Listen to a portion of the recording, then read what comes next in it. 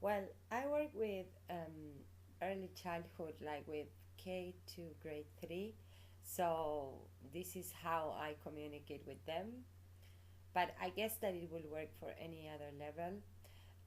The first thing I try to do, no matter how old they are, is to speak very simple and clear, like kind of simple vocabulary and simple words and simple topics as well. Like when I just get a new class, I always start my lessons talking about favorite food or favorite colors or favorite month of the year or weather or stuff like that. Because through simple topics, the children will start feeling comfortable and then they will open up and they will speak more. I work with ESL kids, so it's difficult for them to start talking for the first time with a new teacher. And then once the relationship is a bit more, after a while, I would start to identify with them. Like, for example, like every time they have to do something that they don't like to, such as like study phonics, that they don't like to learn CBC words or blends. I always bring up how I hated to learn new characters in Chinese because I studied Chinese for 4 years. So to me, like I really hated to learn new characters and remember the tones and the sounds. So I always talk about that, and they kind of feel identified with me, and they are kind of more engaged to what they have to do. And another thing I do is I am very open with my personal life, like especially after weekends or short holidays. I share all my experience, my trips, even my pictures of where I went or what did I do. So they normally are very aware that I travel or I go to any other place to see friends or things like that. And for example, since I started doing this program, they know that every weekend I have to spend some time on my computer doing stuff.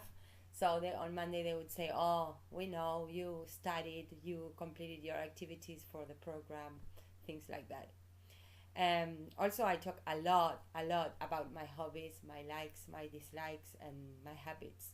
They know the kind of food that I eat. They know the kind of activities that I do, what I don't like. They know I don't like technology very much, but instead I like sports and outdoors life. So they're kind of aware about that. And also, I work a lot on their confidence. So, because they're small children, maybe grade 1 or K. So, every time to build their confidence, I always focus on the positive things and I start talking about myself. Like what is good, what am I good at, and what I'm not good at. I talk a lot about my weaknesses, and I always tell them like, oh, like teacher Lina is this and that, so they feel kind of more, again, more identified with the teacher. um, and also, and maybe this is maybe not so often for Asian countries, but I talk a lot about my feelings. Since I'm not in my own country and with my own family and friends, very often I feel homesick.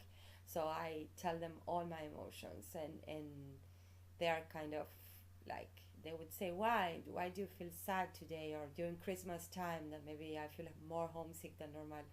I would explain them like this is the time of the year where the all family is together and I'm not there. So talking about my own feelings um, makes them feel like, oh, the teacher is a human being, is a person with weaknesses, with feelings, with likes and dislikes, and this makes them be more comfortable, if it makes sense.